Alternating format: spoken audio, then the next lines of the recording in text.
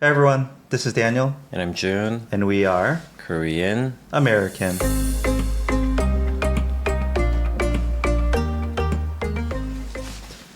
Morning. Morning. So the weather's good. It's been so nice. It Yeah. wasn't that good over the weekend. Oh, it rained one day. That's true. I think it rained on Friday and Saturday, Uh-huh. and then the weather was perfect in I think the late afternoon of Sunday. Yeah. Yeah. Sunday afternoon, I took the two younger kids out while my two older kids were getting their haircut. Just went to the nearby park, saw some familiar faces, just Oh, let them nice. played in the sand for 2 hours. It was really nice. Yeah. Oh, yeah. felt like my life in America. Every time, yeah, exactly. Every time the weather's good, I always say like this feels like California. Yeah. Yeah. You have it good there, people who are listening from California. And Anyways, then June, there is a Dutch family, I believe, that moved in to our nearby apartment complex. And I've seen them almost every time I'm out, I see them out too. yeah. And I always go talk to them. I'm afraid they think I'm approaching them because they're white, but it's really just because they speak English. But Wait, why would you approach someone because they're white? I do because I want to find out if they speak English. Oh, yeah, yeah. But they probably have a Dutch accent. Surprisingly, it's very light. Yeah, Oh, interesting. yeah. They And must be very international then. I suspect Dutch is where Holland? No. Netherlands. Yeah, Dutch is Netherlands, right? Yeah. So I suspect, like most Europeans, they probably speak three languages fluently. Probably. Yeah. Anyway, I can share more about them in a future episode, but I just think I feel so a bit self-conscious, whether it's this family or honestly anyone that I believe speaks English. I check them out in a way, and sometimes it's in my mind. I'm thinking like, why am I doing this? It's Yeah. like a bit too much. Yeah. But every time I do, it's so welcoming and like bangawa, right? Yeah. When I hear native English or when I can speak to people in English and just converse confidently and fluently. Anyway, yeah. Is it just, do you say a family? Yeah, so they have two young girls. Yeah, super cute. Other than that, we had our third kid's second annual 운동회. Oh, I saw in your stories. Oh yeah, that was awesome. So adorable. Yeah, I don't know. Honestly, it was just like last year. Except I think our daughter was way more integrated. And yeah, I think when I see her, I can just close my eyes and, in a sense, just see her life growing up in Korea through the Korean system. Yeah. And at least for now, it's just so cute to me. I don't know. She has her friends. They speak in Korean. They just do what I would consider Korean kid things. And it's just so cute. And so it makes me really want that for her in a sense. Yeah, I would say she's really thriving here. Does it make you feel that you're more integrated into the society as well? No. Really? If anything, less. When I'm in that environment with whatever 200 other Korean parents, it makes me feel even more isolated, I think. Yeah. But I would imagine if I would be on the opposite side, maybe if I immigrated to the US and I have kids and I see my kid being very integrated into their education system, I see them becoming American and stuff like that. I would feel like for some reason, You yourself are yeah, more integrated. it's like I planted a seed here in the country. So that I do feel. I feel like she is very integrated, and if she were to stay here and grow up here, she would essentially be a Korean, just like I'm an American, right? Yeah. But I do, if anything, feel guilt because my inability to, let's say, assimilate or really network and talk with the other parents, am I holding her back somehow? Yeah. Is she missing out on some socialization or play dates or whatever it might be? Yeah. So I think if anything, I feel some guilt, but it just makes me very happy to see, I think, when I see her in her element, I would say. Does it make you more understand your parents when they first immigrated to the States? Like the isolation interesting, that yeah. you might feel or stuff like that. Everything that you just described. Of course, I'd want to say yes, Yeah. but I'm trying to think why it doesn't quite resonate with me. I don't know. This might sound weird, but just speaking my thoughts, I don't feel like my parents ever really were that intentional or valued assimilating into American culture. Really? Yeah, I don't think so. I think like they really wanted that for us and me and my siblings. But they themselves, I think, they had this maybe security or enough of a Korean American network in a sense and community with the church and whatever. They maybe never felt like they needed to or even wanted to assimilate. I see. And I think for me, I'm trying to think why that feels different. You know, it feels different because I am ethnically Korean, I think. And coming here, there's a part of me that wants to be able to, let's say, assimilate to a greater degree. And then it makes you even more feel isolated, maybe. Maybe, yes, because I'm returning, let's say, to my motherland, right? Whereas my parents were just a one-way immigrant. Makes sense. Just thinking out loud here. I don't know if that's true or not, but yeah. But yeah, that was our weekend. Yeah. Oh, final note, Jun. It was Mother's Day in America this past weekend, yesterday. Was it? I honestly did not know. Oh, you didn't know? And then it's like, that morning, my wife's, kids. Yeah, she was not, I think, being passive aggressive per se. But she was like, in Korea we don't celebrate it, but in America today's Mother's Day. Can you guys say something? Happy Mother's Day. And so I was like, oh, shoot. It's like that moment of dread. And then, of course, in the afternoon, I got the kids together and we did something nice for her. But it makes me even more aware of just how cultural it is. And like, there's no chance in the US I would not have known. Is it a big deal? It's a big deal. Yeah. It's like whether it's advertising, whether it's your people talking about it, or just it's on the calendar as a holiday or whatever it might be. There's no way you wouldn't know. And so for me, I was a bit surprised and like, how could I forget? I see. So, yeah. Are carnations a thing in Mother's Day and Father's Day in the States as well? No, that's a Parents' Day in Korea thing. That's a Korean thing? Yeah. Okay, then... Okay. I could be wrong. Yeah. But I've never associated carnation specifically with Mother's Day. I see. Just any flower in general. Okay. I want to add on a little bit to Mother's Day. Okay. Is Mother's Day a bigger thing than Father's Day in the States? Oh, yeah. We've talked about this. It is, right? Much bigger. Yeah. In Korea, it's just Parents' Day. Yeah. But within Parents' Day, June, in Korea, is it equal? I think it's pretty equal. Okay. Yeah. Yeah. Yeah, anyways, I ordered flowers for my mom. Yeah. It's a very convenient thing that I can do. Through coupon or through Kakao? Just an online place that you can do it. Yeah. That's its own separate thing. So in the US, it's quite easy. You can search local florists and just do an online order or whatever. Yeah. I never do, I would say, more long tail standalone e-commerce in Korea. I just feel, I don't know, scared, inconvenienced. It's like, I'll do all the big apps, whatever, Coupang. But for some reason, those smaller apps, I just feel like it's too hard for me. Or maybe you have I guess, emotional load because you wouldn't know how to fix it when something goes wrong. I don't want to talk to anyone or do customer service. Yeah. Cognitive overhead. Yeah. But anyway, yeah. I had a couple of things that I want to talk about that I did throughout the weekend. One is that I spontaneously joined the Costco membership. Costco? Yes. Yay. I don't know why.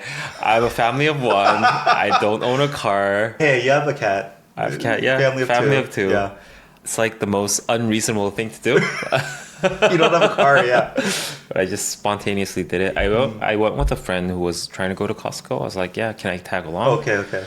It was the first time ever since I went with you. Yeah. Which was like 2 years ago? So you're averaging like once a year, June. But yeah, Costco memberships they just bumped up the price like literally 2 weeks ago. Oh no, yeah. But anyways, they don't give out the physical cards anymore. What? Yeah, it's an app. You have an app? Yeah. I have the physical card, yeah. That's a flex then. Oh, they changed it recently where you have to scan the barcode on entry. Right? Yes. Yeah, that I've never seen. That only got instituted in Korean Costco's recently. I do not know if this is like a global thing. Yeah. But yeah, I've never seen that before. Oh. It's always this awkward, like you flash it to the person at the gate, but they don't really seem to care and you don't really care, so like you just walk through. But yeah, now you have to actually scan the barcode. Yeah. Some observations that I made in Costco. Yeah. Costco is kind of like a US military base that I feel like they brought even like to the brick level from the US. You're talking like physical material, stuff, like building material. Like the lightings, I've never seen those in Korea. They, I guess, do have a very strong brand and aesthetic, that warehouse half-finished look. Yeah. But I don't know if it's a US thing. Yeah, I don't even know if you can call that an aesthetic. It is an aesthetic. For sure, it's a brand. Like, Yeah. you know what Costco Yeah. is up to. Like, you know what it looks and feels like. Yeah. What else? Oh, I randomly Yeah. figured out that the carts that they use in Costco Okay. is made in Korea. Oh. Worldwide. Oh, really? Yeah. No. Yes. That's crazy. Yeah. That's weird because the carts in Korea are different than the carts in America. They are? Yeah, yeah, yeah. The Korean cart, at least maybe not the base model, but Korean carts all have the magnetic thing or whatever it is to lock it in place on the Oh. escalator ramps, which do not exist in the US. Interesting. Yeah. But the base cart might be the same. But Korean carts always have the. Oh, the thing on again- the wheels? Yeah, yeah, yeah. Are they magnetic? I thought they were just like ridges that they just fit together. No, I think it's magnetic. It's magnetic. Yeah, it's Interesting. really cool. For listeners who've never been to Korea, not only Korean Costco's, but all Korean grocery stores have this like escalator ramp. It's not steps, it's ramps for you Yeah. to like bring your cart from level to level. Yeah. Because again, everything is vertically, growing, not just one big one floor layout. And yeah, it's so cool. Like no matter how heavy your cart is, once you get onto the escalator, it just kind of locks in. And it's, it is possible to move because we buy a lot of stuff, June. Yeah. It sometimes moves. But anyway, it locks it in place. Yeah. Ah. It's quite cool technology. Yeah. Yeah. It's like random bits of knowledge here, but through Namuiki, Okay. I learned that the Costco carts are unique in that their rear wheels don't move. Oh. So they say it could be a bit weird for Korean customers because they're used to having all four wheels move. Uh-huh. And the reason why they do that is very intentional. It's because their load capacity is much larger than your average Korean car. And therefore, I don't know, for some physical reason, Yeah. the rear Are fixed. are fixed. Interesting. Yeah. Now I have to think back. I think I did find Korean carts weird because all four wheels move. It's much more wiggly. It's just wiggle. It's not as stable. Yeah. But it's Interesting. more convenient though. This is probably reading way too far into it. But I told you, in Korean Costco's, you don't navigate your cart around. Yeah. You park your cart and bring things to it because it's so packed. But in general, I think it's important that maneuverability to wiggle around four directions easily. I think is very important in Korean grocery stores. It's so packed. People are everywhere. Right? That's true. But in the US, where like space is at a premium, not space at a premium, where there's just like infinite space, you can like very easily. You're only always going forward, or you're making like big turns. Yeah. Like you don't have to have that very precise maneuverability. Ah. Interesting. Wait, now I want to know how carts in Target or Walmart works. They're In the US, in the US. yeah, the back wheels are fixed, I believe. Oh, they Yeah. are interesting. Yeah. Some other observations that I made in the food court, they have Yeah. tteokbokki now. Yes. Is that they a new do. thing? That's new. Tteokbokki is pretty good. I would say in the last 4 months that came around. Wow. Along with some, I don't go to Costco in Korea as often as the US, but still pretty frequently. Yeah, I'd say in the last 3-4 months. I see. It's pretty decent. Yeah, It is decent. pretty decent. Also, I love their soft serves. Ah, yeah, yeah. But yeah. I don't know if this is a Korean thing. Uh-huh. They only have one flavor. Yeah. Which is randomly melon flavored. Yeah, melon. Yeah. Why is it melon? If they're gonna choose one flavor, it could be like vanilla, or chocolate. Yeah. Or if you want to go a little bit crazy, strawberry.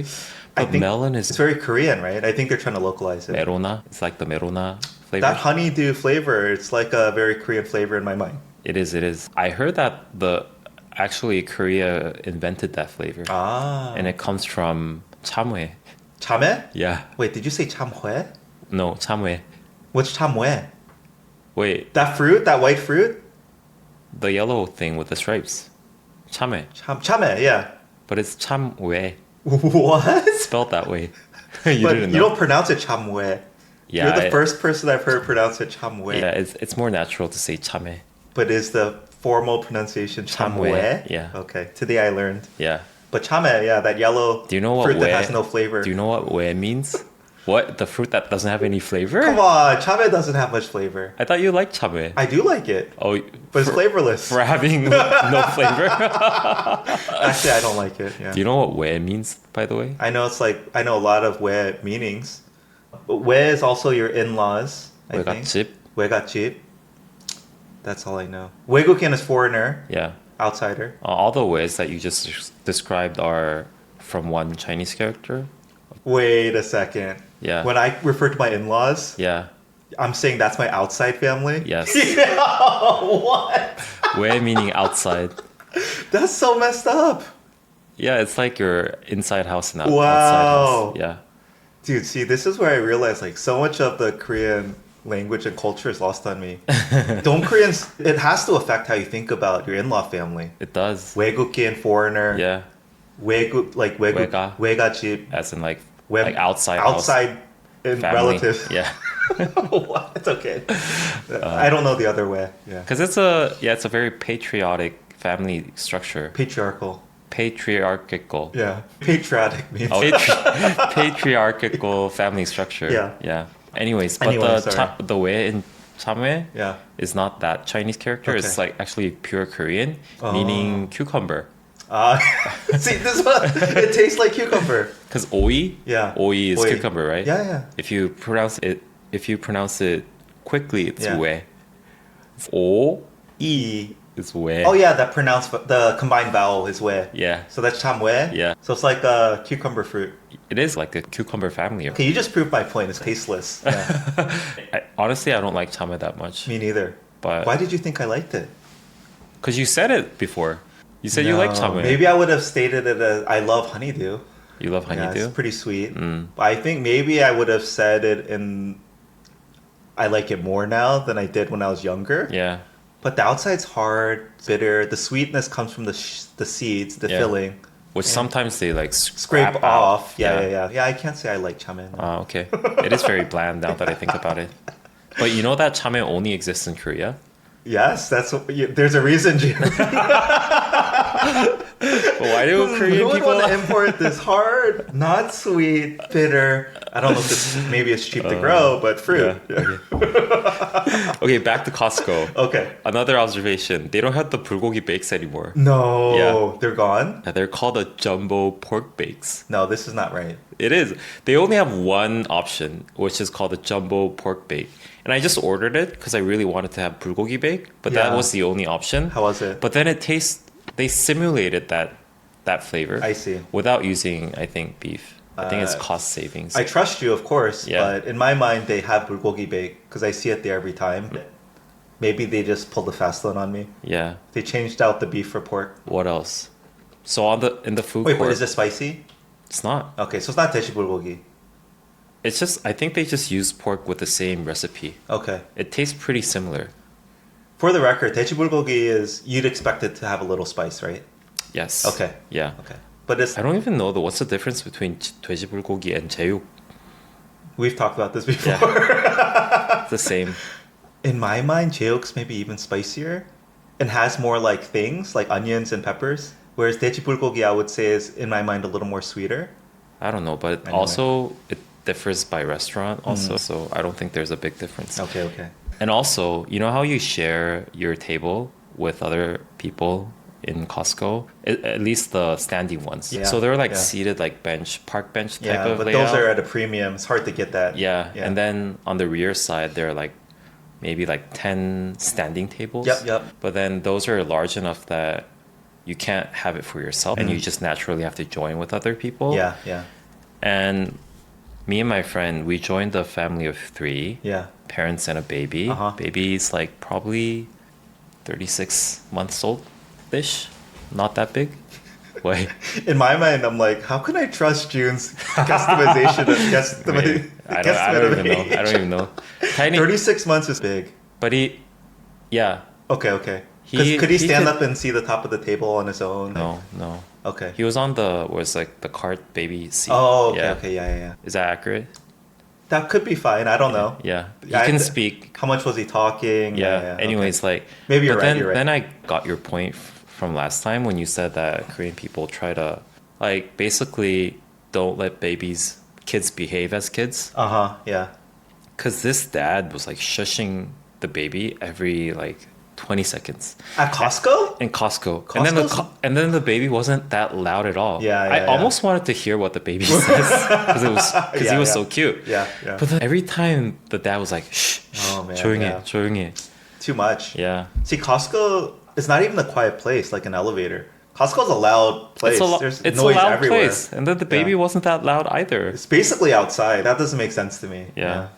Anyways. It's too bad. Poor baby. Yeah. So my Costco experience, what are there other things? No, I think that's pretty much it. Something completely different. Okay, okay. I had a friend come over to have dinner with me. He's trying to do business in the States.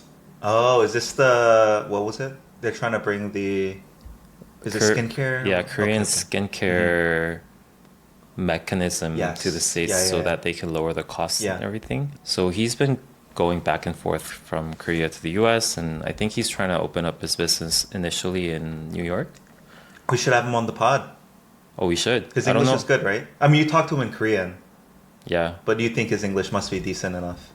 Oh, I never came to mind. Maybe we should invite him. Anyway. Anyway, so he's meeting a lot of these people in the States. Like some of them are Korean American, some of them are Korean. And then he told me that he said at least 5 people knew our pod. Ah. Yeah. He asked them, "Do you know Korean American podcast?" No, that's the thing. Oh. They didn't, because like, why would he, Yeah, right? yeah, why So would like that in random conversation come conversations, up? they Yeah. would say, "Oh, I'm listening to a podcast. And Ooh. it's Korean American." Okay. Yeah. And he was like, "Oh, I know this guy." We're not that popular. I think it's like our I- network, like 1 or 2 degrees off. Yeah. There's a higher concentration of listeners than the Maybe. broader population because we're Also- not that big. Yeah. But I think I think a lot of Korean Americans, especially, might be listening to the pod. I don't know. I think probably the highest density is in Koreans who have some American or English adjacency. So Like your friend is the prime example, right? Yeah. So I'm suspecting that he met a lot of Koreans, Yes, like 유학생s, exactly, yeah. or like people who are working there after 유학, because so they're basically Koreans who are living in Korea. Yeah. So it might be popular amongst those groups. Cool. Yeah.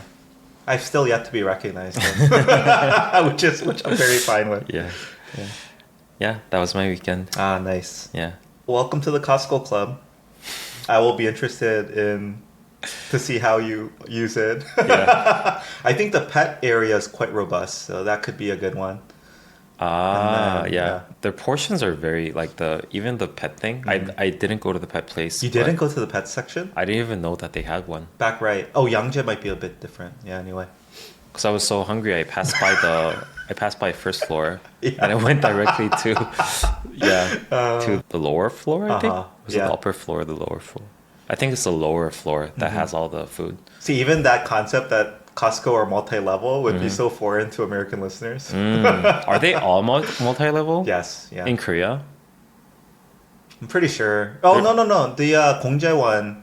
So the Gongjae one, okay, even the ones that are single level, the building is still multi-level because all the parking is either above or below. So I don't think there's a single just one floor with outdoor parking in Korea, which is like your standard Costco. Are there any like big box supermarket layout in Korea that works that way? No, Probably not. It Right? just doesn't make sense. Yeah. Why would you not take advantage of the vertical real estate? Yeah.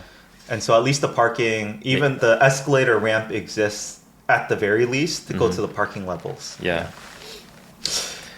I could talk about Costco. I have a lot more thoughts, but we should We should move on. now we can do Costco yeah. part 2. Did we ever do a Costco dedicated episode? We No, right? didn't. Oh, okay. We were planning on doing a Costco haul, whatever. Every time I told you I try to get ground beef, but that's like a open run, like Black Friday, 6 a.m. You have to line up and bolt straight for the ground beef. Their alcohol selection in Korea is also quite robust, so we always buy like a cheap bottle or two of cheap red. Our go-tos are frozen section for our kids, hash browns, chicken nuggets, and mini pizzas. So always get those. And then we like the Greek yogurt is nice there. And then if we want to splurge, get like a nice beef. But then we always get the like deluxe sashimi thing because just the value is insane. Yeah. Like I'm like, this thing is like literally a quarter of the price I would have to pay outside. So always get one of those. And then after that, anything as a one-off. But You don't get any bakeries? no, it's too bad for you. I always want to get the muffins, but then I feel so guilty. Oh, it's and so there's so much. many. Yeah. I think it's a half a dozen, right? Yeah, and they go bad pretty quick. So you have to they eat do? them, I'd say, within a week or two Their max. chocolate muffins are so good. They are really delicious, Yeah. but it's just so bad for you. Yeah. There was a stretch where we would get the cookie pack oatmeal raisin chocolate chip and Those double are chocolate. so good too. Yeah, but we stopped, dude. We were like, this is too much. We should do a Costco episode. Okay. Yeah. I feel like we've covered 80% of it, But like there's always more. I actually want to have stuff on the table. Okay. Yeah. Like your haul. Yeah. Haul. By the way, how much is membership? Oh, membership, they bumped up the price to You said it went up, but I'm it curious. it used to be 38,500원 and they just bumped it up to Wait, 33,000. 3만? 3만. It's like- 3만.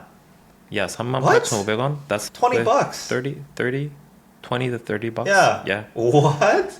Okay, yeah, US is at least 60, if not more for the premium, but Interesting. why is it so cheap? If anything, I would think because they're an American company. It would be more expensive. Yeah, in Korea. This is going to sound a bit elitist, but I want them to bump it up even more because these Costco's are so crowded. It's so crowded. It's so stressful for me. It's like one of my favorite weekend activities is now stressful. So, yeah. No wonder Korea's like famously the Yangjae location Yeah, is yeah. the One of the highest grossing Costco's in the world. I think it's actually number one. No No, wonder no, though. no. It is More than Hawaii? way more than Hawaii. There's a Hawaii one, I think, that's very high too. Either they're like always number one or they peaked at number one at some Oh, point. okay. Anyways, Yeah, I think no I wonder told you. though. I heard 3 of the top 10 are in Korea. They are. I don't know why. I don't know why Costco's are so popular in Korea. Anyway, Yeah. now I'm thinking, do I need to cancel my US membership? Nah, it's not worth it. Yeah. Oh, can you make It's it in much Korea cheaper. and Use it in Oh, globally. that you should. Yes, 귀찮아. Yeah. It's It's too annoying. okay. Can you even as a foreigner though? Pretty sure I have a residence number and a phone number, so I don't know why I wouldn't be able to. But yeah, Awesome. I think because I'm a foreigner, Jun, so normally you have to use there's one specific credit card. This is a good segue because we're gonna move into this, right? Yeah. There's one specific credit card you have to use, but Yeah. because I'm a foreigner, they accept any kind of visa, I think. So I just use my US credit card. and Awesome. That's fine, yeah. Every time I see that, it makes me wonder if it's even legal.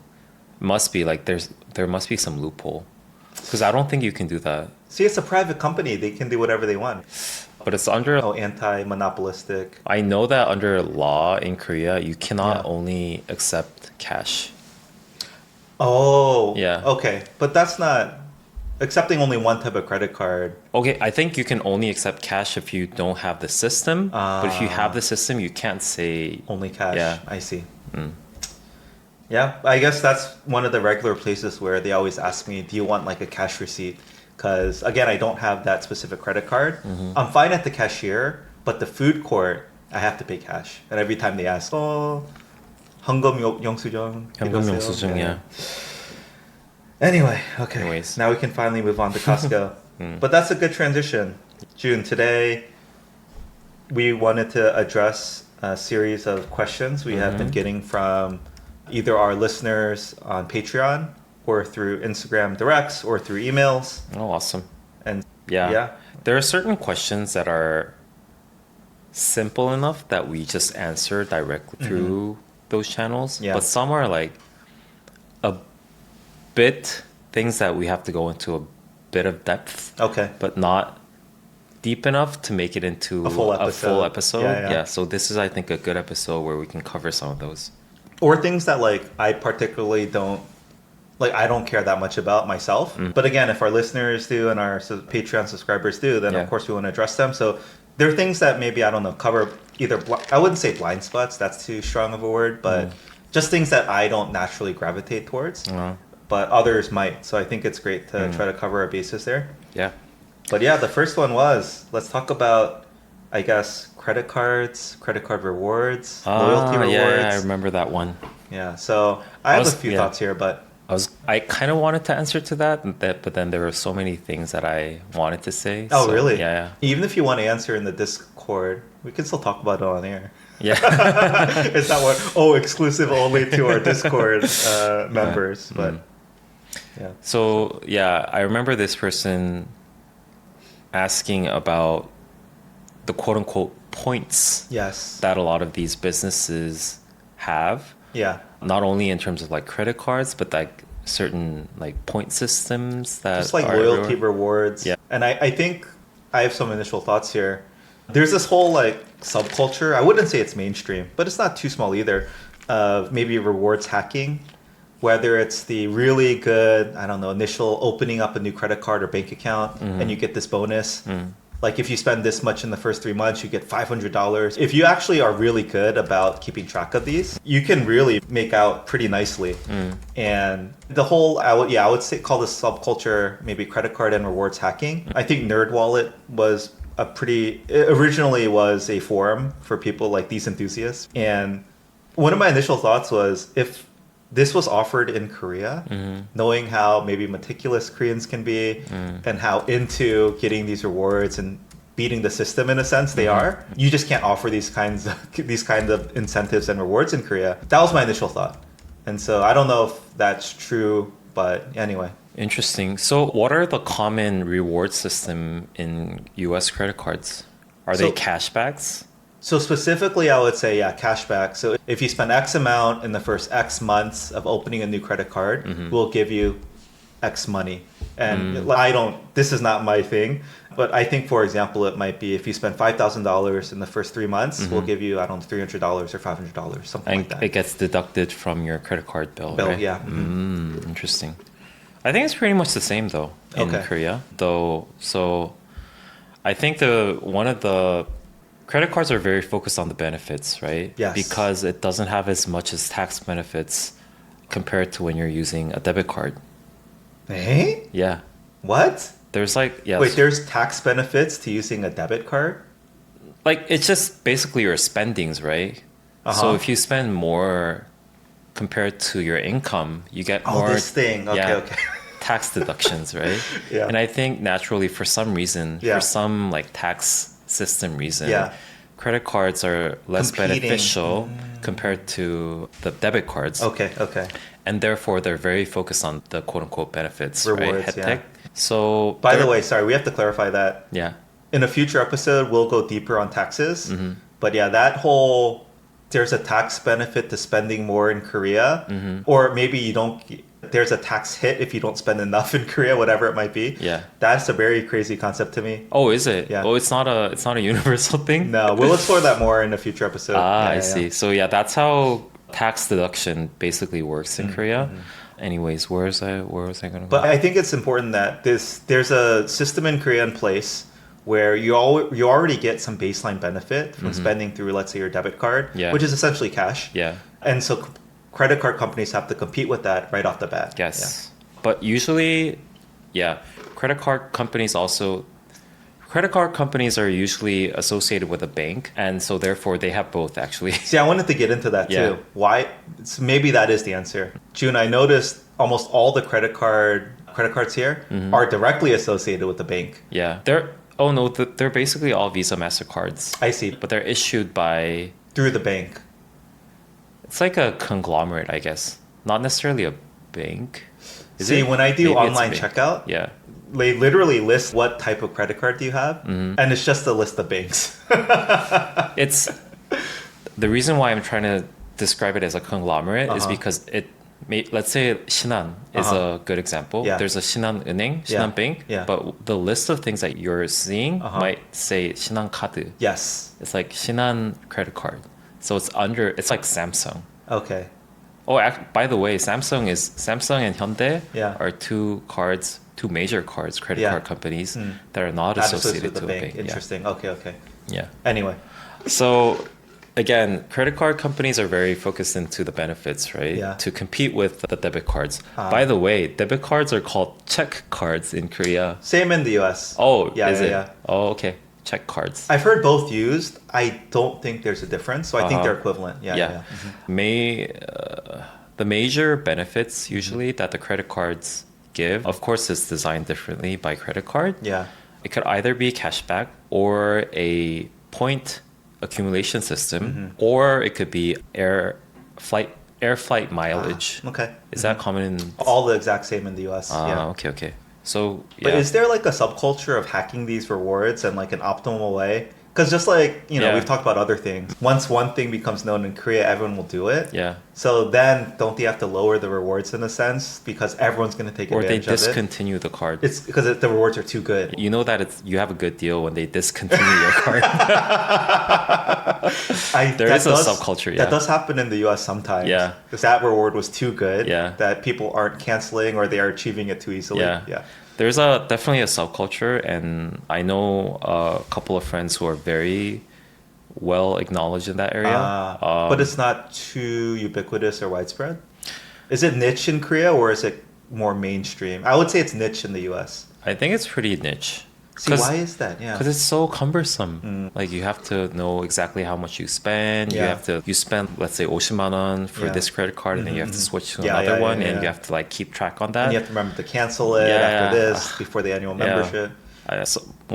Some of my friends do that. I'm always like, how can you even do this? My impression is Koreans in general would be more willing to do that. Yeah, that's just my impression, but maybe I'm I wrong. wouldn't be surprised if they do, but it's still not a mainstream thing. I see. think. Okay, Yeah. okay. Got it.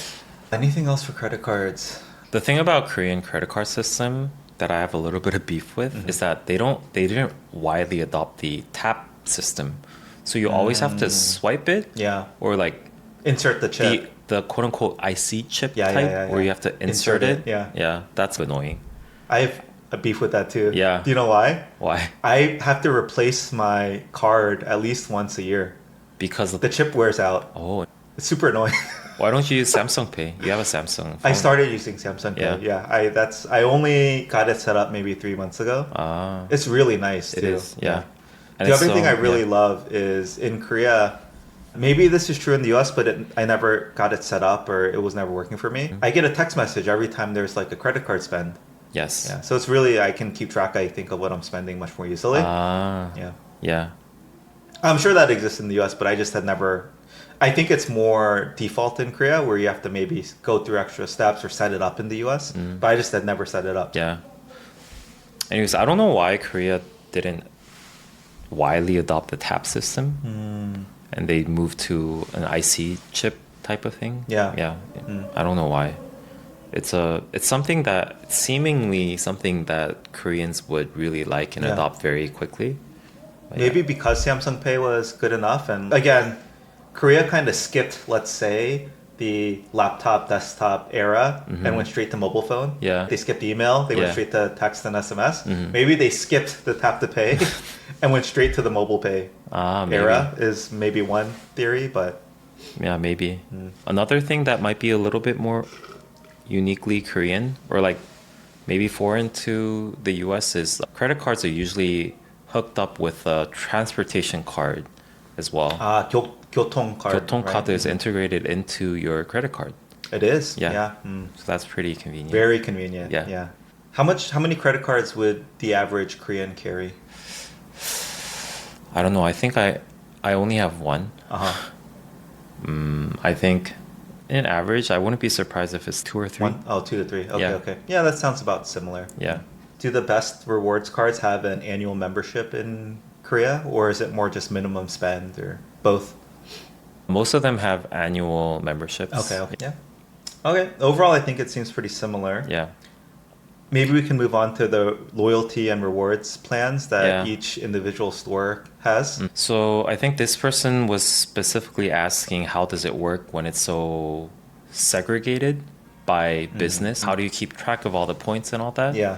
My initial thought was that it's not as segregated as you think it might be because as it is with other things in Korea, a lot of businesses are associated with a handful of conglomerates. I see. Yeah. And therefore, they all share the same point Rewards system. through that, mm. For instance, I think big point systems in Korea would be Naver Pay points. Yeah. Naver points, anyways, which is associated with every online shopping things that are hooked up with Naver Pay. Offline, there's a Happy Point, Okay. and then there's a CJ1 point. Uh-huh.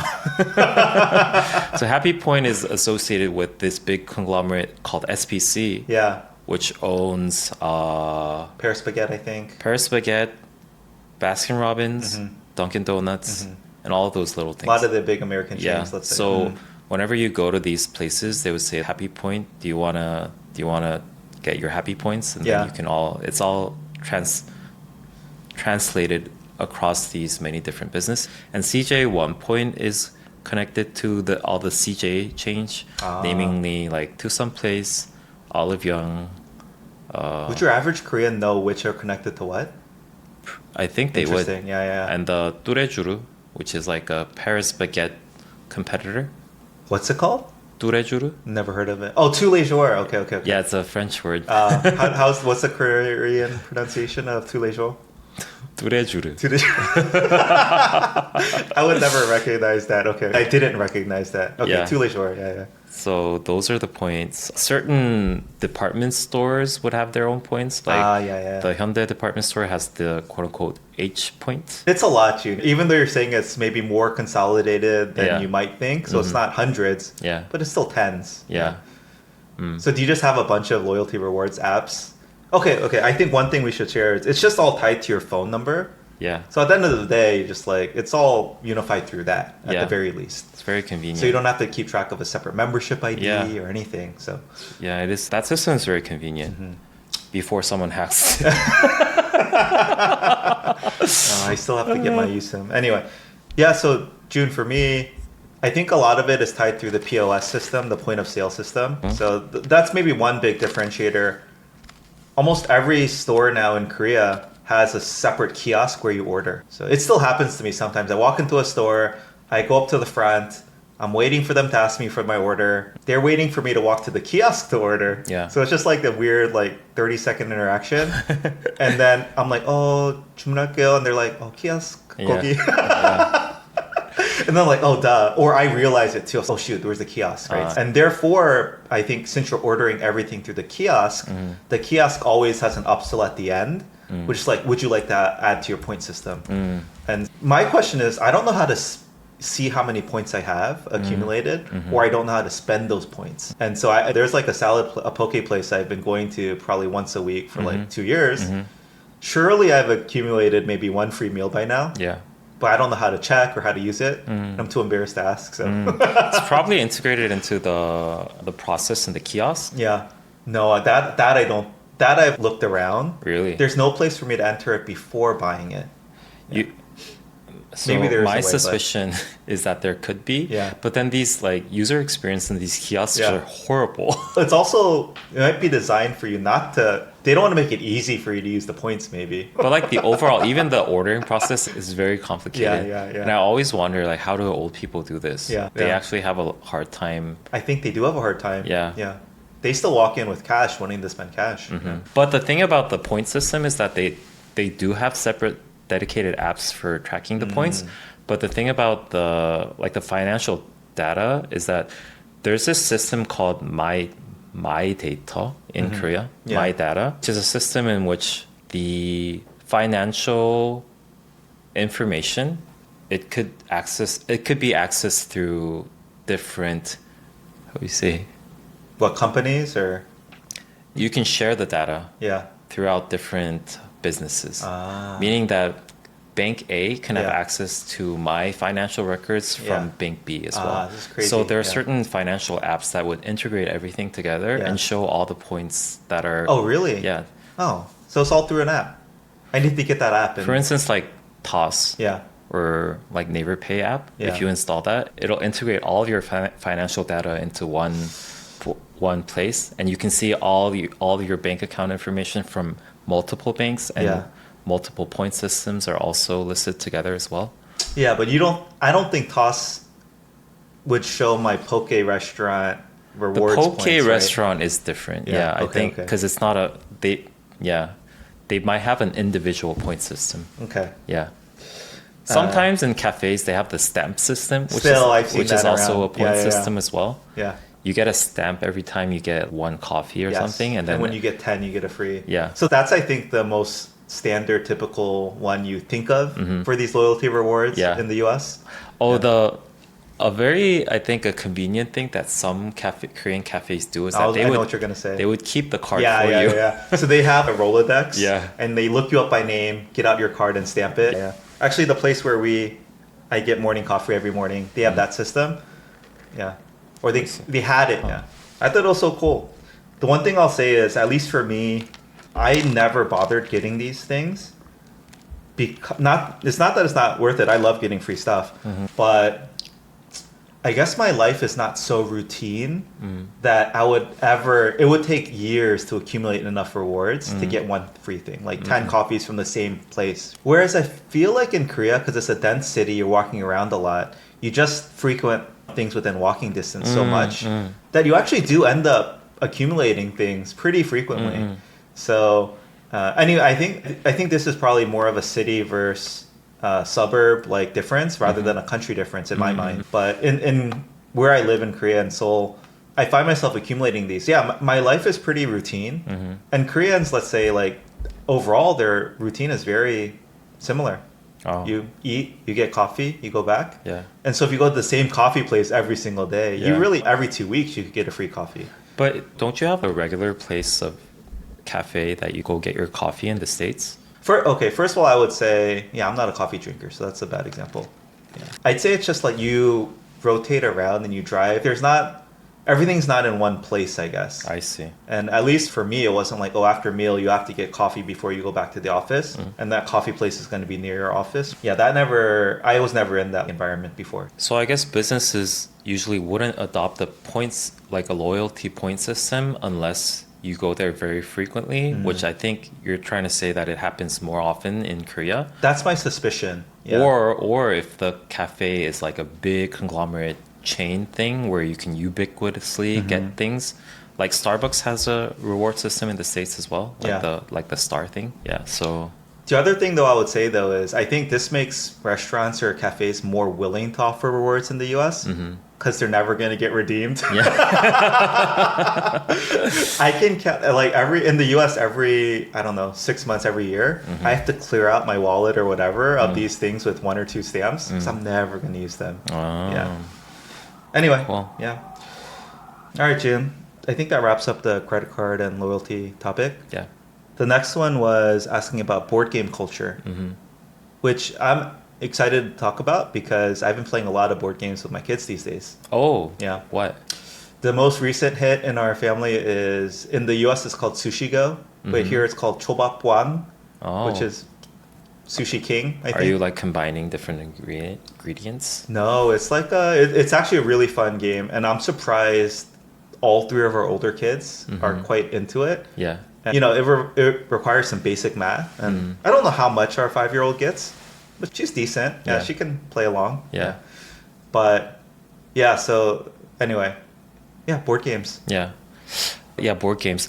As it is with many different cultures, many other cultures in Korea, you don't really invite other friends to your house that often compared to the US, and therefore there's always a pang, like a Cafe. yeah, pang or a cafe, right? Like a board game cafe or a PC bang, Yeah. 노래방, Yeah. like these pang cultures. Yeah. And I think board game room is one of them. I remember specifically that it was a huge trend when I was a freshman in college. I was gonna say 20 years ago. Yeah. But then it like made a comeback 10 years ago-ish. Oh, cool. Okay. Whereas like the first generation board game rooms were more just about having tables and letting people have access to many different board games. Yeah. Whereas like the second generation board game bang, if you will, are very integrated to like the overall experience, meaning that they have like a food cafe thing where you can order stuff to your room and then enjoy your meal while you're playing the board games. Yeah. And also, I think the very specific board game room culture before in the first gen was that the alba or the people who are working there would come to your table and explain how the board game works. Oh, really? Yeah. But then they all replace it to a pad, an iPad thing that they're on the tables, where they would have this system where you can play a video and it'll explain how to play those games. Yeah, those kiosks are crazy. Yeah. Yeah, I that resonates with my experience. I remember coming, I think, in the mid 2000s, and yeah, board game bangs were a huge craze. Yeah. And essentially, I would have described it though as a cafe that had a bunch of board games where you could just go and play. Yeah. And again, I guess I was surprised these things in the US, like you'd lose pieces. Like a board game wouldn't last more than a few days. Yeah. But most of them were complete sets. You could play it. Like people took care of the stuff very well. So I remember being surprised by that. Now I'd say they've evolved, yeah. So they're no longer a cafe where you can get board games, but it's really just for going to play board games. And then the coffee or food is secondary. Yeah. So it's just another extension of this culture. Yeah, as you mentioned, we've talked about this before in our podcast. You don't hang out at people's homes. You have to go someplace neutral or third party to hang out. Yeah. And then you go there just to play board games. Yeah.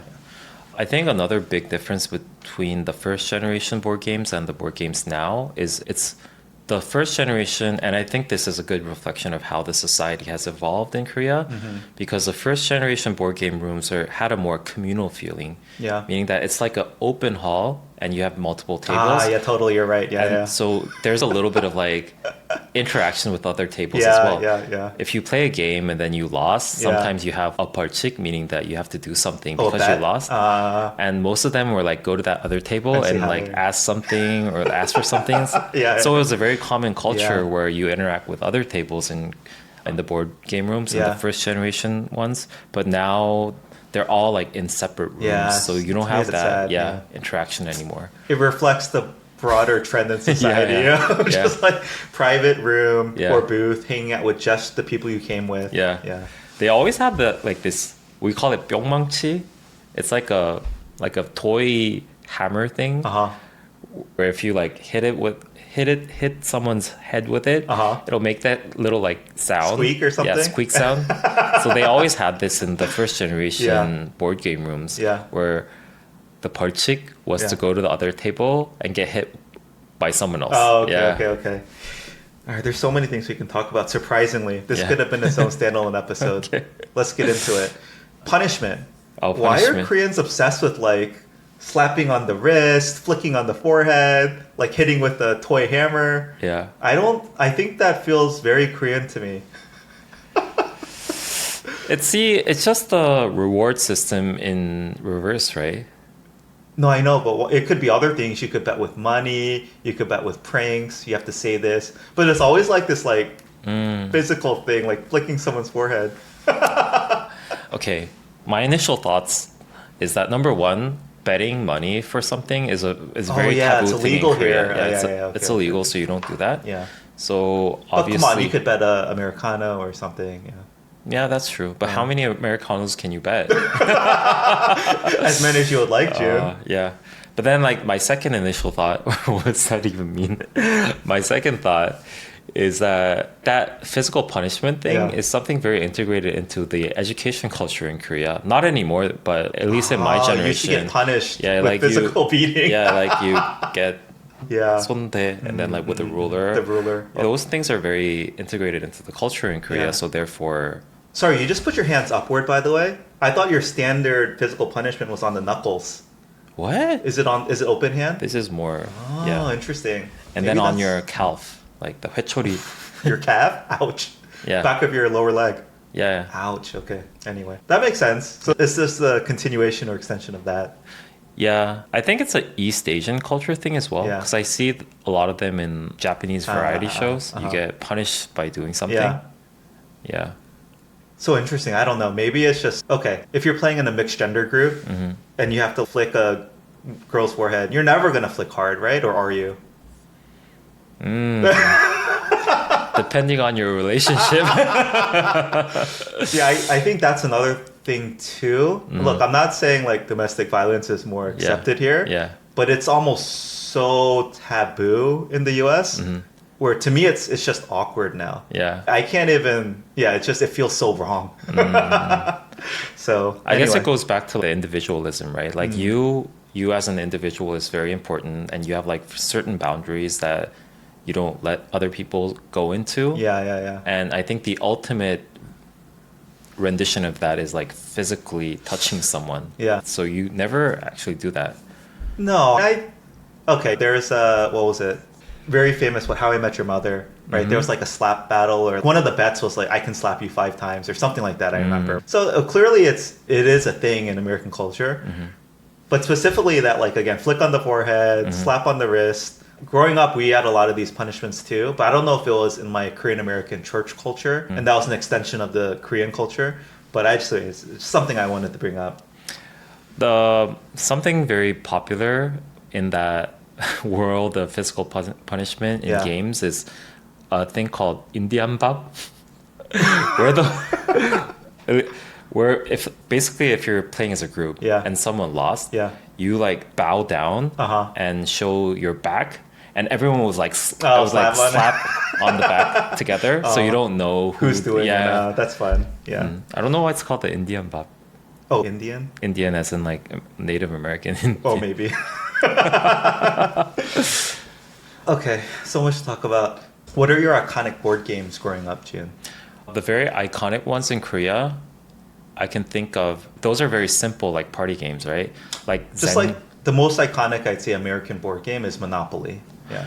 Oh, Monopoly. There's a ripoff in Korea Yeah. Oh, you mentioned this before. called the Blue Marble. Yeah. I don't know why they didn't just adopt Monopoly. Called Monopoly, yeah.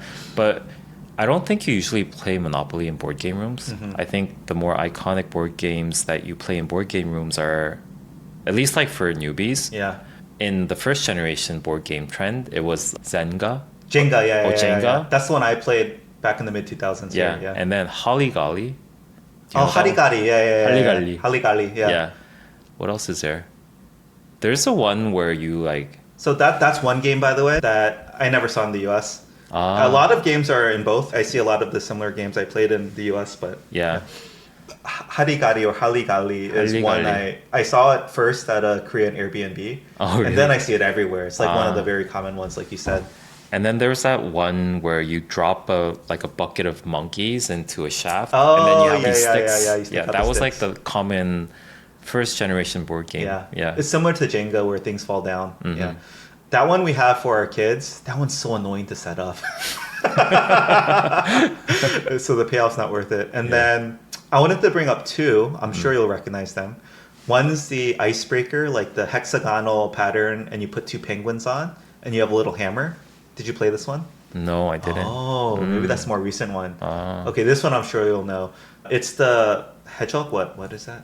Pirate in a barrel. Oh, that and one. it pops up. Yeah. Oh, I hate that. But then you one by one stick a sword in the barrel. Yeah. And there's I think 2 trigger points out of 20 swords, and one of them will make it pop up. Yeah. And then there's like the equivalent, something similar to that is the alligator one. Oh, where you put the push tooth down. Yeah. But that's not a board game I'd consider per se. But the It's like a barrel party one's not game. a board game either. Is That's it? true. Yeah. That's what I was gonna say. These are I think popular board game or toy things that you'll play as a group. Yeah. Yeah. So I play mostly with my kids because they're I think meant for the younger age. One iconic board game that I remember playing when I was in the States when I was little. Yeah. So it's like early 90s Uh-huh. is Operation. Oh yeah. I was always jealous because that was only for the rich white families. Really? Why? Was that expensive? My family didn't have many board games growing up. Yeah. I think that's when it came out Uh-huh. initially. So I remember seeing it a lot in like TV commercials. Yeah. Operation. Yeah. I was very envious of people who had Operation. Yeah. June, this is a very interesting thing. I think I know the answer, but my childhood was also defined, not only childhood, young adulthood, just regular playing cards, like your typical deck of 52 playing cards. There's infinite games you can play with that. Did you play with playing cards a lot growing up, or was it associated with gambling and something taboo? This is a very interesting topic. I think there's one very specific game that you play not as an adult in Korea. I don't even know if it's like a global thing. Have you played this game called One Card? How do you play that? Oh, high card on your forehead? No, it's just you just take turns laying out cards that you have. I think you get 10 cards to begin with. Okay. And then you take turns to put one card. So basically it's like you have to get all the cards. You have to get rid of all the cards on your hands, and then you win if you do. So depending on what card you play, let's say if you play a 2, the person next to you has to draw 2 cards. Oh, it's like Uno, but with playing cards. Yeah. And then a jack means that you jump one Oh, pick. I see. Or like a queen is that you reverse the order. Never. This is that was a Korean. very popular game when I was growing up. Yeah. Yeah.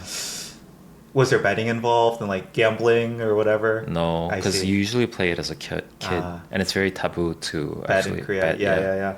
So that was the only game that you would typically play with the typical standard yeah. playing deck. Yeah. Yeah, there's literally I could talk for hours. Yeah. I'd have to do some research to refresh my memory. Mhm. But my childhood, again, like from age 10 through 30, not even childhood, again, young adulthood, anytime we got together, we just played card games. There's so many. Mhm. Can How you about name it? how about the iconic ones like bridge, spades, Oh, we did hearts? play bridge, but Okay. I think one card was so prevalent. Okay, yeah. The most common one I'd say, okay, of course, there was like one-on-one games like Spit and Speed. Mm-hmm. Probably the most ubiquitous game was, it goes by many names. Mm-hmm. Big Two, I know Big Chinese Two. Poker. Yeah. I don't know. These are like the same game in different languages, but it all revolves around poker hands. Yeah. Okay. Does everyone in Korea growing up know the poker hands and the poker rules? I don't think it was very common. But because you have to know those to play Big Two, right? And I realized because I'm trying to play poker with my Korean friends, and I realized that most people don't know the poker interesting. hands. Okay. Yeah, that's a huge difference.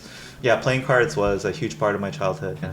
For some reason, my dad taught us how to play poker when I was growing up. I'm gonna teach my kids how to play poker. And it's we such a big played game. poker within my family, but I think that was really? a very rare thing. They were like, kids.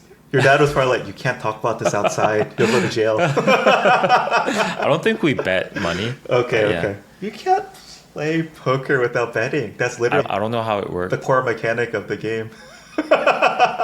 Yeah, but it wasn't like a hold'em system where you share the cards, right? I think it's the more classic version where you don't share the cards. There's a version of poker where you don't. Yeah, 5-card share- draw. Yeah. Yeah, and then you just. How did I play? But anyways, there weren't betting involved. I see. It's still good for maybe probability and comparison, but again, without betting, that's like the core mechanic of the game. Yeah. Oh yeah, June. Just again, there was a huge craze. I don't know when, maybe 10, 15 years ago, at least in my circles. Games like Dominion, Settlers of Catan. Did that wave hit you guys? No, Oh, okay. Have you played those doesn't games? ring a bell. You haven't played Settlers? I don't even know what that is. We have to play. Settlers was it. And then there was a Dominion phase. Now it's like Ultimate Werewolf and Mafia type games. They've been, again, we used to play Mafia with a deck of playing cards, but it's been converted into its own set of standalone like card games anyway. Oh, There's one other one. There was a slap game where you slap doubles. Anyway, I'll stop talking about this. I will say for me personally, we get gifts sometimes. It's just a little bit hard because the instructions in here are always in Korean, of course. So I typically either have to use Translate or look it up on YouTube to find the explainer in English. But yeah, that just makes it's slightly inconvenient. But yeah, a lot of the games are similar. I feel like Koreans are really into Rummy Cube too. oh, Rumikube. Yeah, they love it. Yeah, I don't know why. Yeah. It's fun. I love it too. It's like mahjong. But it just became like a big thing. Yeah. All right, how about Hatu? Oh, That's always the Hatu. It's always depicted in K dramas. It's a. Can you call it a board game? It's a card game. It's a card game, but Yeah. they're all in the same genre of games you play as a group. Yeah, I think your typical Korean would know how to play at least this Yeah. game called Kostop. Go Stop. Is that? Yeah. Oh, are those not the same? Kostop. It's the same. It's the same. Okay, Yeah. good. I've never heard someone call it Go Stop. Go Stop. Sounds so weird. What is it? Kostop. Go Stop. Yeah. How'd that even come about if there's the Korean name Hatu? Ah. Why would they start calling it by the So there. amplification? So Kwatu is just the overall. I think it's just describing the cards. I think all the games that you play with that specific set of cards could be called Hatu. Oh, but then okay, there okay. are different games that you can play. See, But I didn't know. Kostop is so. There's no competition. Yeah, they associate over- yeah, those Kostop. playing cards with Go Stop. Yeah. Okay. Again, why was it an English name? This is an old card game, right? For Because you can do go and stop. I You don't know how to play it. I right? don't know the rules. I always wanted to like slap and like you say things and like. I just want to slap it one time. I have to teach you. Yeah. June, I know I'll be good. I'm good at these types of games. Yeah. Okay. Let's So- stop because I can talk about this for another hour. Oh, I do have to say though, the kiosks in Korea at these board game cafes, it's incredible. Yeah. You can check out the game. they have the very detailed 5-minute explainer that you watch on the kiosk. Yeah. It's so And you well can set order up. food from that. Order food from there. Yeah. It's just a great experience. Yeah, we did it as a team event. One Before. thing that might be interesting. Yeah, we did actually. One thing that might be interesting for American audience is that if you go to these board game rooms, all the cards are laminated. Oh yeah. But it makes sense, right? It makes Because you're sense, sharing with other people. Again, I grew up playing Magic the Gathering and things like that. So the card sleeves, yeah, some of my friends also who were nerdy growing up and played that, Yeah. they also sleeve their cards just for their family. That's an American thing too, then. I feel like it's maybe an Asian thing. It's like, you you go to an Asian household because the remote Yeah. has the plastic Yeah. saran wrap over it. Like in the car, you Yeah. know that it's like an Asian driver if you don't have the wrappers Peeled peeled off. off. Yeah. My car still has maybe 20% of the original plastic on it. Okay. Let's move on. Okay, June, one of our Patreon questions was, as a follow-up to the college episode, what is the alumni culture like? Do you get frequent spam from your college, your alma mater, for donating money to your college? Is there any sort of concept of legacy admits? So because the parent went to the college, the kid has a better chance of getting in. My initial thought would be like, this would all be seen as very amoral, like trigger the fairness thing that I think Koreans are very high on. Yeah, good that you mentioned the word fairness. I think because it has a lot to do with in this concept. Fairness is such an important concept in Korean culture. So to begin with the alumni culture, I don't think it is as strong as it is in the States. Because I think it might have been back then in a different, like a past generation. Yeah. And I did mention a little bit about the Goryeo alumni culture is a bit Very strong, right? but I think it's more and more becoming taboo that you group up by a certain association, namely it could be a school or it could be like your hometown. Really? Yeah, we call it like 학연, 지연, Yeah. and it's usually associated with a negative thing. Why? Because in Korean history, that acted as a lot of things related to corruption.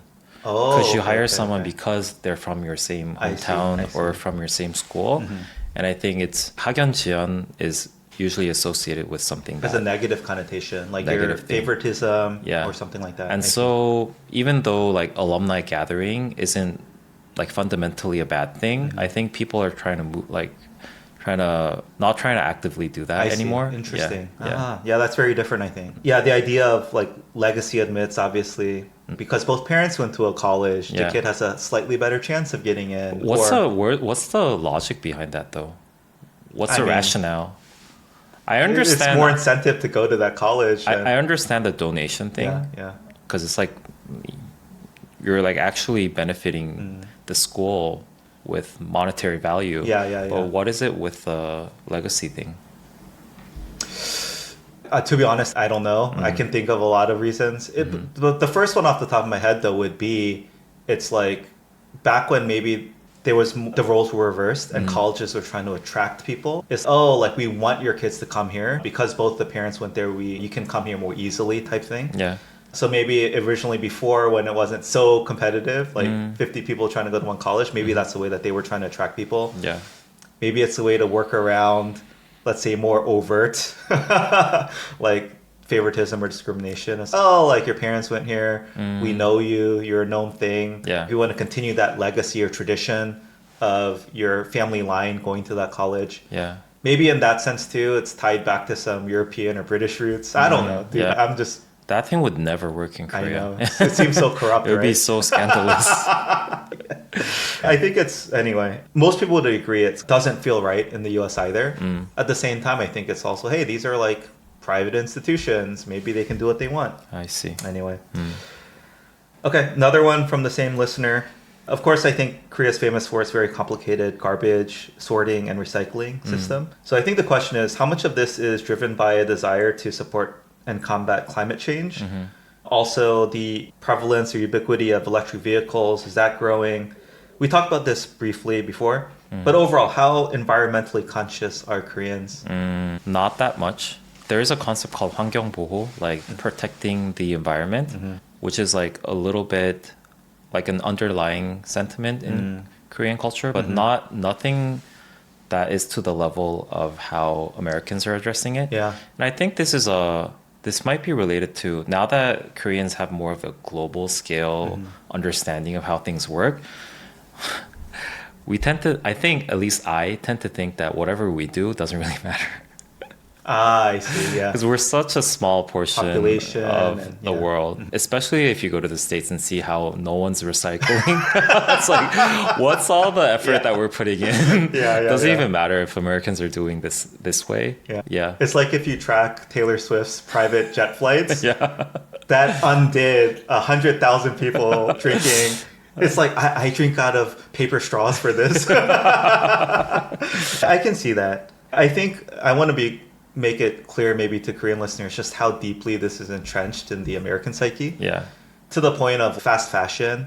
Like you have to, it almost feels amoral or immoral to buy fast fashion because, you know how bad this is for the environment, right? Not only how it's produced, but also the waste after, if you only wear it for a year and then throw it out. There's also, it drives a lot of the, let's say, growth in being vegetarian or vegan because like we know how harmful the environment consuming meat and the dairy industry and produce and all that is. We want to fight that and we're taking a stand against it. Yeah. And electric vehicles too, right? Moving away from fossil fuels or whatever towards renewables. All of that, I think, is, at least on the surface, it makes people feel like, I'm doing my part in combating climate change. So. But then you also have to understand that thinking about the environment is a very developed country concept. Right? I agree. Yeah, and Korea has very recently become one. So I think it definitely is growing, the concern for the environment and such. But it's not as prevalent as it is in the States.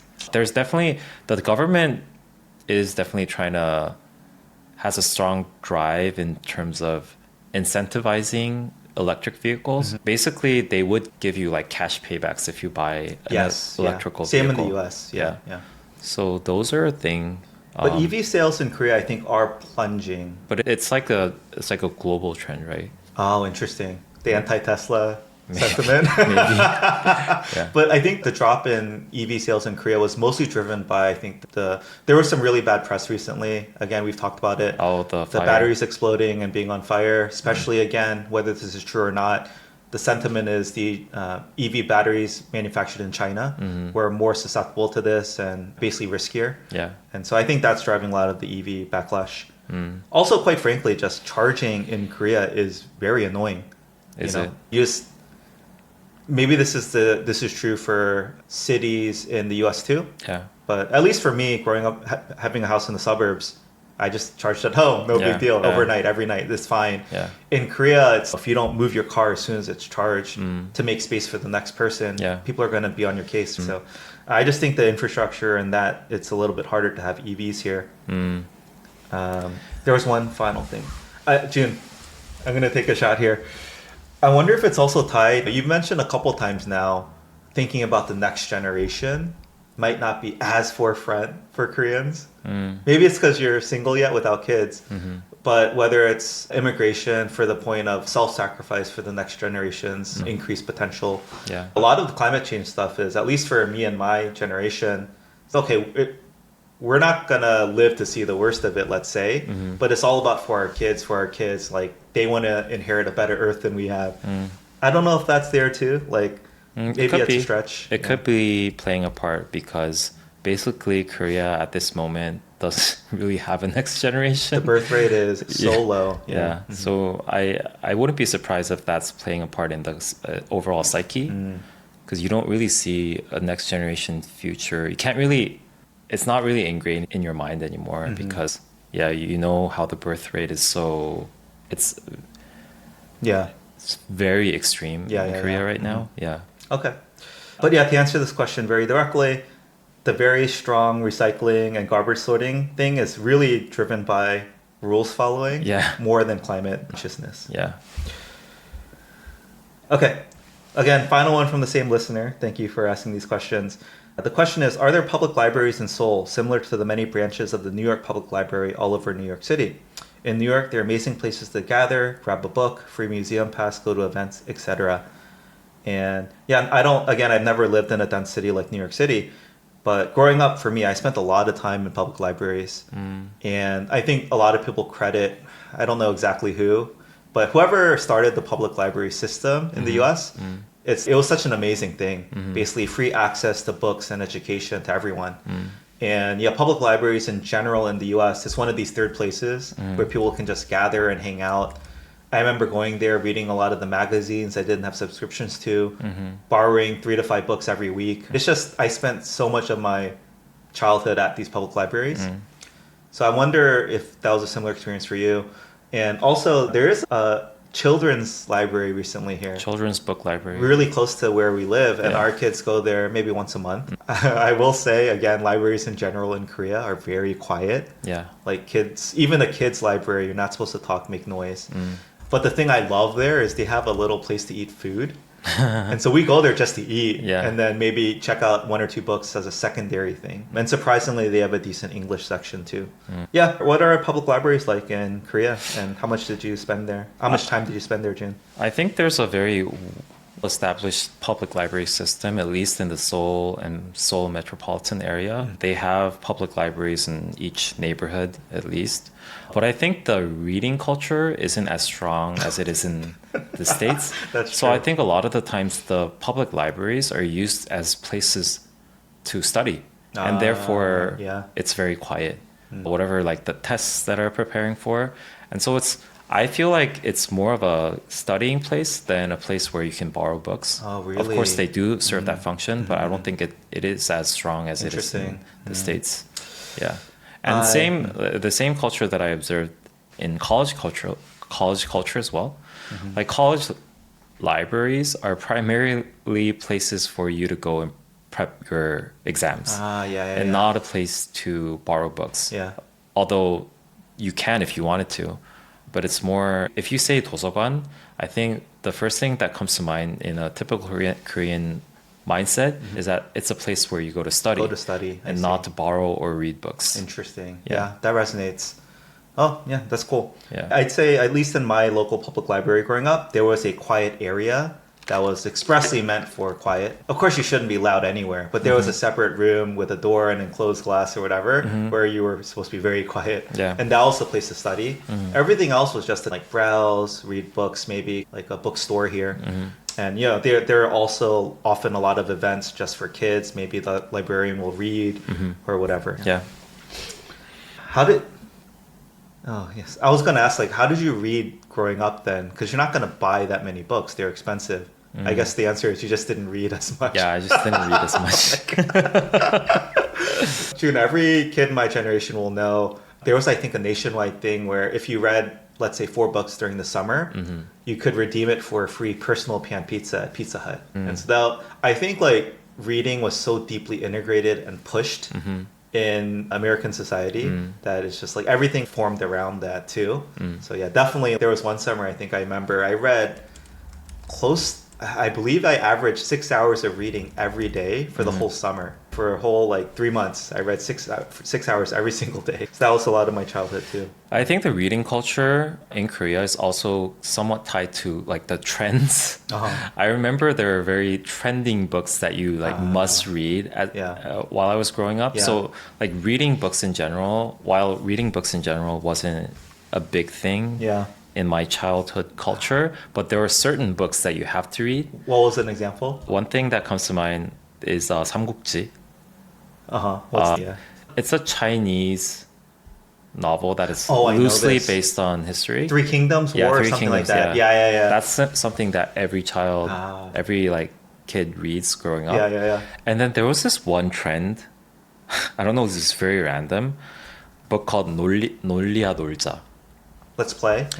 Yeah, like 논리 is basically logic. Yeah. Oh, So it was a book Okay. about logical thinking. I didn't know that. It was a trend. That's so Korean. That every kid had to read. Was it fiction? No, it was nonfiction. It was It's just, nonfiction? explaining Oh, wow. how like logic works. Yeah. Yeah.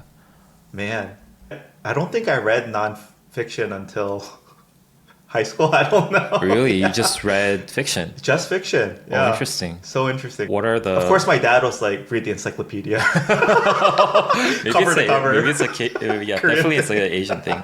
Because a lot of, if you see the bestsellers in Korean bookstores, they're basically all nonfiction. That would be true, I think, for adult reading in the U.S. too. But again, for kids, I think it's all nonfiction. What Sorry, are the common... I think it's all fiction. What are the common fiction books that you would read? Again, to your point, there are trends too in the U.S. Like Harry Potter was a phenomena, right? People would line up and wait to read that. Yeah, but you're not a Harry Potter generation. No, I never read the books. Yeah. I was maybe 5 years too early for that. In my childhood, not that I would have participated anyway, but I don't remember there being a craze. But there are very popular children's series and novels that you grew up with. I think for me, the one I read, every single one, was Choose Your Own Adventure. So it's so fun. There's hundreds of these, but every so often there's like a question, and it's, if you decide this, go to page 87. Oh, I remember if there's those. this, go to page 56. Yeah. And so I would have all 10 fingers Yeah. into branch points because I want to read the whole storyline, all of them, completion. But I love those books growing up. And this is, again, there was also Camp Jansen, which was like a mystery book, so a detective book. You read it, and at the end they ask you a question, and you have to think about some clues or some logic things too that make you get the answer or not. So my favorite book, I think up until 4th grade, was Where the Red Fern Grows. I just cried. Everyone cries. Even today it's a meme. If you read this book and you don't cry, like blah, Where blah, the blah. Red Fern Grows? Yeah, Where the Red Fern Grows. I think after that my favorite book was really quick tangent before I go on. When you're in your elementary school years or middle school years, I think, when you're introducing yourself to the class, like jakisoge, one of the most common things is, do you have a favorite book? So I think that's where I always had to reflect and think, oh, what is my favorite book? After that, my favorite book was The Giver. I think that was my favorite book for a couple years. And then after that, I think my favorite book was Ender's Game, which is a part of a really long series now. But yeah. Did you ever have a favorite book, too? That's a hard question. I didn't even read 삼국지, by the way, really? when everyone else was reading. Okay, so I have a question about that. I now know what you're talking about. It triggered something for me. Is that a book or a manga? It's a book. But there was a famous manga made on it? Okay, yes. Someone sent me, because this Korean was shocked I hadn't read it. He was like, everything I know in life I learned from this book. Yeah, a lot of... Yeah, it's a boys thing. Okay, actually. yeah. He's having his son, who is my son's age, read it too. But he's like, dude, just read the manga at least. Yeah. You'll love it. Yeah. And he sent me a link to like this kind of sketchy website where I can read it for free. It's been open in my browser bookmark tab for like 2 years now. I want to read it at some point, but I haven't. It's I didn't read the whole thing, Yeah. but because there's so much, it was such a trend. It's like a cultural thing. It's a cultural thing. Yeah. It's referenced I everywhere. think it was like Dragon Ball, Yeah. And Slam Dunk, Yeah, and and then this- 삼국지. 3 books that you have to read. Yeah. But I did read parts of it. Uh-huh. It's a lot about strategical thinking and yeah. like wisdom Yeah. and stuff like that. Yeah. Maybe we can read it, do a media review on it. Yeah, maybe. Yeah, that would be fun. It's loosely related to factual history too, Yeah. so it's pretty interesting. Yeah. I could go on. I love the Isaac Asimov series. I read all the J.R.R. Tolkien, like Lord of the Rings books. Yeah, I read a lot. Redwall. I got my son into Redwall. It's another book series that my son liked as well. So, yeah. Cool. It's so different. The childhood culture, I think, is so different. Yeah. Anyway, thank you for asking about public libraries. Yes, thank you. All right, this next one it says, I'm curious about the relationship between generations and also age-exclusive places. So I think this made a lot of global headlines, June. Like, no children allowed, no old people allowed. Is this actually that common? And if so, how much? Oh, also clubs. This is a popular thing. Famously, again, on online forums, I think it's true. Clubs in Korea, if you're over 30, you don't get in. You're not allowed to go in. Oh, like Whereas clubs. There's those like kind of clubbing, clubs, like yeah. actually dancing and stuff like that. Whereas specifically this listener is saying in Portugal, there are some luxury inns that don't accept children. But in general, age limits are there only for safety and legal reasons. If you're under drinking age, you can't go into a bar, things like that. They were saying last weekend, their husband, sister, brother-in-law, cousins, they all had an amazing time clubbing with their older children, ages 16 to 23. Not that it happens all the time, but they do frequently party together. So they would love to know both the American and Korean perception of this. Okay. Yeah, I don't know. Do you want to start? Yeah. So generational interaction, I think it's very limited in Korea. I think there are very specific places that you go at a certain age. Like clubbing is a very good example. I don't know if it's a universal club thing. I don't do clubbing that much, but I do understand that there are certain clubs that would see your ID and you can't go in after the age of, I don't know if it's 30. Maybe I think it's 30. It's 30. So there's a concept called 입밴. What's that? I think it's like 입장. Ban is like the English word ban, and 입장 is entry. Like you get banned entry ban. Okay, on okay. entry, either by age or your Just 'cause? physical looks. Oh, Sometimes wow. to maintain a certain quality. Is it something subjective or objective? Thing No is, sandals. How can you be objective? No, there's certain rules. There in definitely American are clubs. dress Yeah, codes, yeah, but dress you code. can. Sometimes they filter about just like how you look. Well, that's totally a thing in the U.S., right? Yeah. If you're attractive women in particular, you just skip the line, go Yeah. in for free. Yeah. So there's that culture. Old people, where do old people go? Like to at an extreme level, like very old people gather in the 노인정s. Yes, so Like the old people centers, Yeah. senior community centers. senior community centers. That's a place where only old people could go. What else is there? Is there like a generational mingle? I don't see a lot of generational interaction or mingling in Korea. Intergenerational. You did go to a concert with your parents recently. But that's like a more of a 효도 thing, like taking care of your parents thing. Ah, you went for them? Yeah. But why did you choose to go with them? You could have just bought them tickets or... it was like a bonding, family bonding. That's a 효도 thing. Like you go together. Oh, you with go them. together. Yeah. I see. Okay. But I would imagine all the young people there are just there for their parents I see. and not for themselves to enjoy. So there's, let's say, a few interests or, let's say, hobbies that actually intersect truly cross-generation. Yeah. Okay, interesting. How's that in the States? Sorry, this is a bit of bleed over into previous ones. Did you grow up playing board games with your family? With your parents? Or was it just your siblings? Or just, it was not that deeply integrated into family life? I think my family could have been an anomaly, Yeah, but yeah. my dad taught us how to play like card games. Okay. Poker and stuff like that. Because that's like a great American tradition, growing up playing board games with your Oh family. yeah, one intergenerational thing that you play with your family is the hatu, 고스톱. Nice. That you can play with your grandparents and your yeah. parents. Yeah. That would be the equivalent of, let's say, mahjong for Chinese families. Yes, right? exactly. Just like everyone comes together, mahjong Yeah. night, plays intergenerationally. I see. Cool. So yeah, summary in Korea, very limited, Yeah. essentially none. Essentially none, I think. Yeah. Have you seen, I've read about these too, but I have not yet seen myself, no kids allowed. Have you seen a place that has no kids allowed yet? Yeah, I've seen plenty. Oh, really? Yeah. In this area? I in could see Seoul? that. I could see that. Where have you seen one? Usually in very hipster cafes. Oh, yeah, I they would see. say no kids allowed. Yeah. I'm already not going to these no, places. no kids zone is how they would describe it. So you have seen them. Yeah, I think it's pretty common. Wow. Yeah.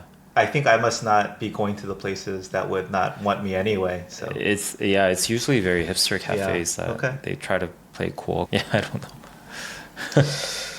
yeah, in the US, again, my culture is some mix of Korean and American. I could never imagine going to a concert with my parents. I see. Even what if like Nahuna came to perform? My parents don't know Nahuna. Oh, they don't? Yeah, they left before, I think. They probably know. I I'm don't pretty know. sure they do. I don't know. Yeah. Again, I think my culture in this regard is more Korean than American. But I can't imagine going to a concert or like doing things together with them where we'd both like it, right? I'm trying to think. Yeah, definitely clubbing is like no. With your parents. I wouldn't even tell them I go. I've never told them I've gone. Is there a country in the world where parents and Yes, the listener literally just said Portugal. but is that like a club or is this like a casual music listening place? Not that we do it all the time, but we often party together, June. Maybe it's a different clubbing culture. Because clubs in Korea are, I want to say, primarily a place where you go to hook up. Hook up, yeah. Yeah. Yeah, I Some think- people claim that they go for the music.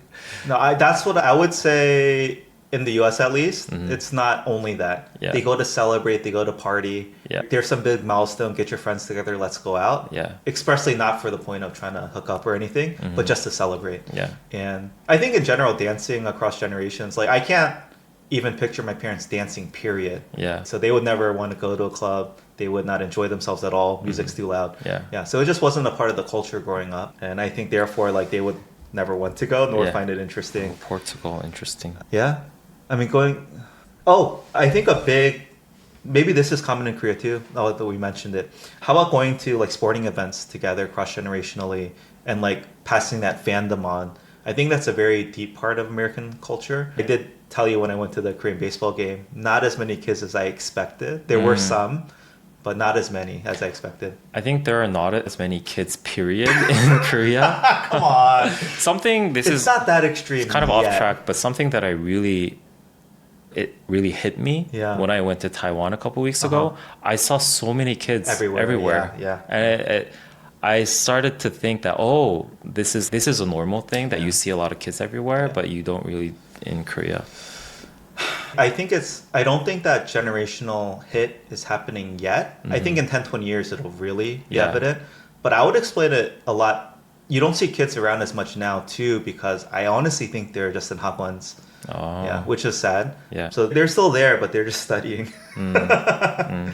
But yeah, okay. At least for me, I would never party or let's say even go out drinking with my parents or anything like that. But I think the intergenerational sports event thing is tricky because there definitely wasn't really a sports culture in Korea, For our at older least in my parents' parents' generation. generation. Yeah, yeah. So I wouldn't be surprised if it's like a current culture Yeah. where my generation would take Take their their kids, children yeah. to a sporting event. But yeah, at least for me, I don't think I just rarely been to sports events with my parents. Yeah. Yeah, I think my reading of American culture is that once you become, because I see a little bit of this, but not so much, because my parents are still, I think, culturally probably still more Korean. Yeah. But once you become a parent yourself, you cross over into, of course, like you're still parent-child with your parents, but there's also a bit of that peer feeling. Like we're both parents. Yeah. And like we can start to understand each other more deeply and treat each other that way a Yeah. lot more. Whereas at least I think for me, I do feel a bit of that, but I still don't feel anywhere close to crossing over into peers. I still feel like a lot of what I do is for them expressly. Yeah, more so than like mutually. See. Okay, June, I think that's it for today. But Yep. before we wrap, I wanted to make a couple comments. One, there's like a theme I feel like amongst our listeners that I'm surprised by, which is people that are neither Korean nor American, but maybe they're planning a trip to Korea instead of trying to learn more. Or I think they're initially just interested about Korean culture specifically, but then they're like, hearing these perspectives just makes me think about my own culture as well in a different way. Yeah. And I think that's the part where it's like, of course, this podcast is called Korean American because that's the cultures we both come from. Yeah. But I do love just how universal it is. Like just having some perspective on your own culture in contrast to others. Thinking of things you've never thought about, taking it for granted because that's what you grew up in. You don't know anything else. And so I just want to acknowledge that and recognize that. That feels really great whenever I read those comments. And it's very much aligned to the initial purpose of why we started this podcast. Yeah. So I know that we have a lot of listeners who want to listen to this for English studying purposes. But I do want to acknowledge that was the initial purpose of why we wanted to start this podcast in the first place. We do appreciate people who want to learn English from this podcast as well, but that really resonates with me. Yeah. Whenever I see like how our initial purpose is being served. Yeah. The other thing I want to say is there's a ton more comments, suggestions, emails, Instagram DMs that we can't go into. Yeah. They're just so deep and well thought out that we also need to really take the time more to do research and be prepared, I think, to answer it. Yeah. Or it's like such a deep, meaningful, important concept. Again, just to preview things like adoptees, racism, whether it's disabilities, how does Korean society deal with kids with disabilities, these are just like huge, meaty, weighty topics that we really want to talk about. Yeah. Ideally with a guest. Yes. Or just having done a lot more preparation and research. Yeah, it's not that we don't see or acknowledge or want to talk about these.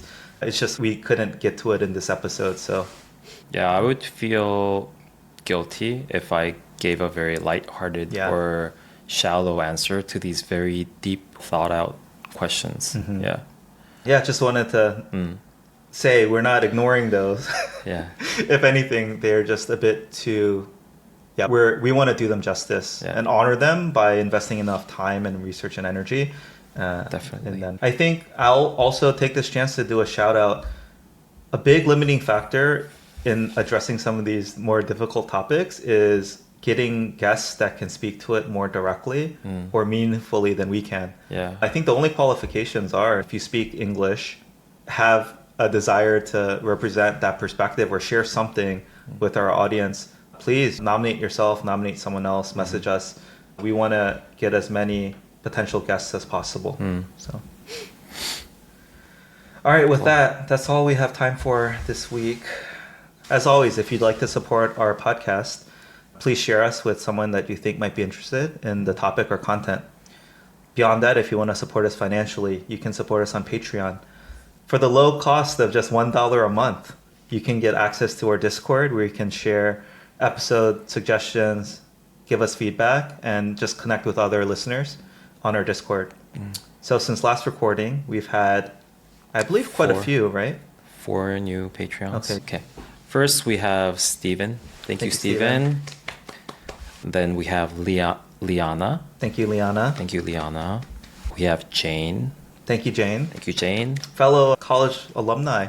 Oh. Yeah. I was like, I recognize this email. I haven't talked to you in 20 years, but nice. Thank you for your support. And then we have Sewon. Thank you, Sewon. All right. That's it for this week. Thank you for listening. Thank you for listening. See you next week. Bye.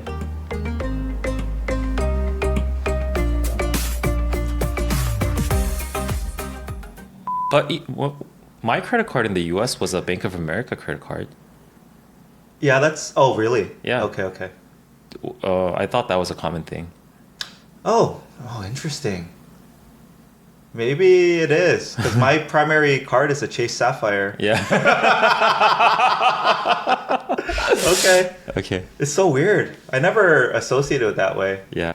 Anyway. Anyways, yeah. Cut that part.